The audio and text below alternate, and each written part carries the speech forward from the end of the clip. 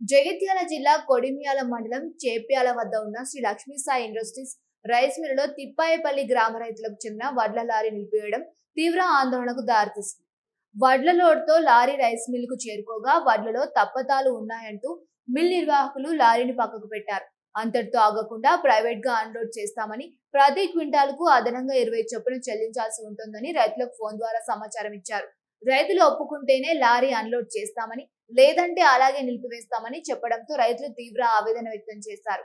ఇప్పటికే అకాల వర్షాలు, పెట్టుబడి భారం, సరైన మద్దతు ధర లేక నష్టాల్లో ఉన్న రైతులకు ఈ అదనపు భారం మరింత ఇబ్బందిగా మారింది. ఇదే సమయంలో వర్షం వచ్చే పరిస్థితి ఉండడంతో లారీ డ్రైవర్ రైతులకు ఫోన్ చేసి వడ్లు తప్పకుండా మీరే వచ్చి కప్పుకోవాలని చెప్పడంతో రైతులు చేసేదేమీ లేక మీడియాను ఆశ్రయించారు. S6 న్యూస్ ప్రతినిధి చొప్పదండి ఎమ్మెల్యే మేడిపల్లి సత్యంకి ఫోన్ ద్వారా సమాచారం అందించడంతో స్పందించిన ఎమ్మెల్యే సంబంధిత అధికారులతో పాటు రైస్ మిల్ నిర్వాహకులకు ఫోన్ చేసి తీవ్రంగా హెచ్చరించారు.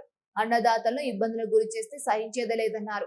అక్రమ వసూలు చేస్తే కఠిన చర్యలు తప్పవని, ఈ వ్యవహారాన్ని కలెక్టర్ దృష్టికి తీసుకువెళ్తా అని ఎమ్మెల్యే మేడిపల్లి సత్యం స్పష్టం చేశారు. ఎమ్మెల్యే జోక్యంతో వెంటనే లారీ అన్లోడ్ చేయడంతో రైతులు ఊపిరి పీల్చుకున్నారు.